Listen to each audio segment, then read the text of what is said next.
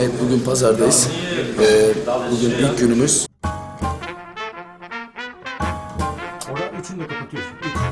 Görüntü geliyor. Bitkiler olmadan tozlaştırıcılar olmaz.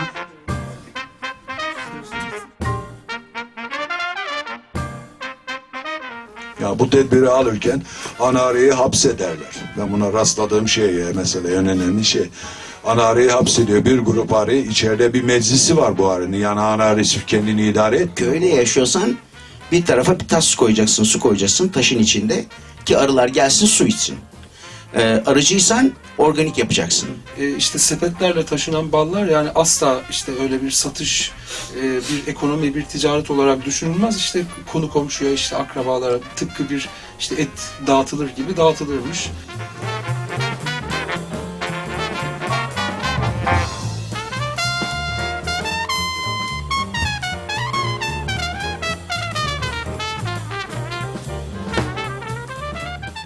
Önce bir sonuçta tarafız ama hani bir mücadele deneyimimiz falan buna dair bir şey yoktu. Artık göçe geldiğimizde meselenin içindeydik, o yüzden kameramıza mesela yani dışarıdan da yapabilirdik o çekimi.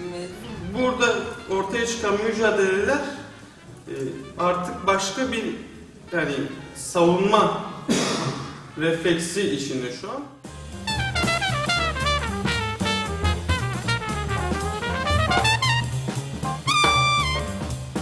Bir şey diyeyim hocam, kesinlikle bizim doğal balle bir başka yerin balını karıştır.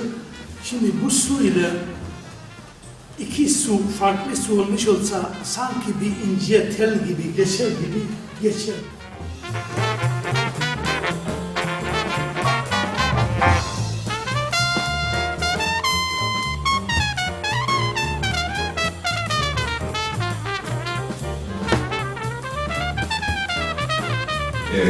Bola'nın Doğa Film Festivali'ni buraya getirdik. İstanbul'da olmaktan büyük sevinç duyuyoruz.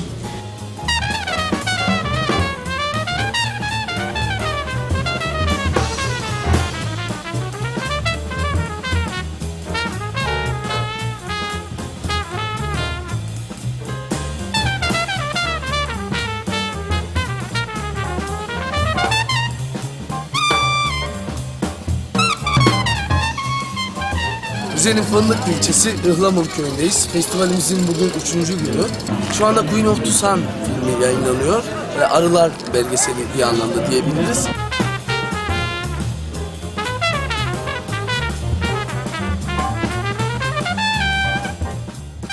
Kar yağmış, acayip güneş var, sıcak hava. Arı çıkıyor, karın üzerine konuyor, geri kalkamıyor. O halde 8 tane peteği var ya, 8 tane petek boşaldı. Arı algılar, arı titreşimden algılar. Antenlerinden, Sen şimdi buraya bir odun koy, başına arı koy, buraya bir tane vur, o arı orada vuv diye şişer. Ama burada tulum çal, o arı hiçbir şey anlamaz.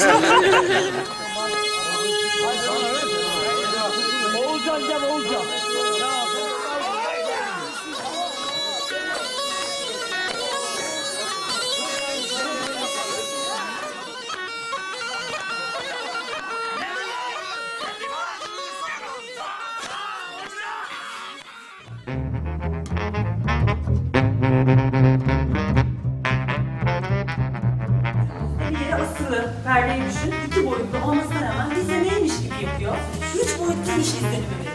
Yani sinema aslında bizi kandırıyor değil mi? 2 boyutlundan 3 boyutlu. Bir şekilde daha kandırıyor. Bakın film şöyle eski zamanlarda böyle isterseniz dikkatli bakmak isteyen varsa bunları biz aslında böyle ışıkta baksak kareleri görebiliriz ne olduğunu. Mesela benim öyle ayaklar uzun olduğu için şöyle çıkar mesela. Bakın haydi de onları nasıl karşılayacaksın?